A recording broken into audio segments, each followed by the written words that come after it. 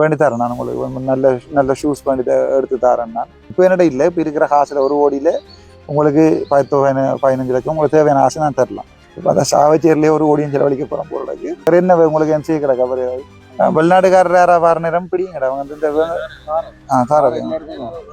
சந்தோஷம் என்ன கூப்பிட்டு காய்ச்சது. இது எந்த இடம், எனக்கு நீங்கள் கூப்பிட்டு காய்ச்சாலும் சந்தோஷம். ஸ்போர்ட்ஸு காசு கொடுக்குறோம்ன்றது எனக்கு இன்னும் சந்தோஷம்.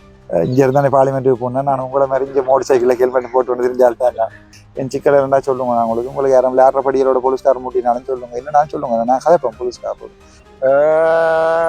போன முறையும் வந்த 93 லட்சத்தில் சாவச்சேரிக்கு தான் 33.5 லட்சம் கொடுத்தேன். இந்த முறையும் வந்த 1 கோடியில் 40 லட்சம் சாவச்சேரிக்கு தான் கொடுக்குறேன் நான். ஏனெண்டா இந்த சாவச்சேரியில இருந்து தான் சும்மா ஒரு டாக்டரா இருந்த ஒருத்தனை கொண்டே பாராளுமன்ற உறுப்பினர் ஆகி விட்டது இந்த சுத்தி நிற்கிற சனம். ஸோ என்னை பொறுத்த வரைக்கும் எனக்கு அது சந்தோஷமான விஷயம். சாவச்சேரிக்கு நான் கூட செய்ய முடியாது. ரவிராஜ் சென்னையின் கடன் ஒன்று இருக்கு இந்த மண்ணுக்கு. என்னென்னு சொல்றது, இப்போ சாகுறதுக்கு பயப்படுறவன் தான் டெய்லி வீட்டை விட்டு வெளியேற வேற கஷ்டப்படுவாங்க. அது மாதிரி இந்த இப்போ நாங்கள் பொலிட்டிக்ஸில் ஃபேமா நிற்பமா இல்லையான்றது நாங்கள் செய்கிற வேலையை தான் வச்சு தான் தீர்மானிக்கும். நான் மக்களோட எப்படி பழகுறேன், இந்த 5 வருஷம் எனக்கு சனம் போட் போட்டு நீங்கள் தான் எம்பின்னு தந்துருந்தா இந்த 5 வருஷம் சனத்துக்கு நான் என்ன செய்கிறேன்ற பொறுத்து தான் என் அடுத்த 5 வருஷத்துல எம்பியா வாரதா இல்லையான்றா தீர்மானிக்கும். பிரஜாசக்தியா அல்லது வந்து சும்மா ஆக்களுக்கு கிபிரையும் சோத்து வாசலையும் கொடுக்குறாலும் பொலிட்டிக்ஸ் செய்யலாது. எங்களுடைய அரசாங்கத்துக்கு விளங்குது இல்லை.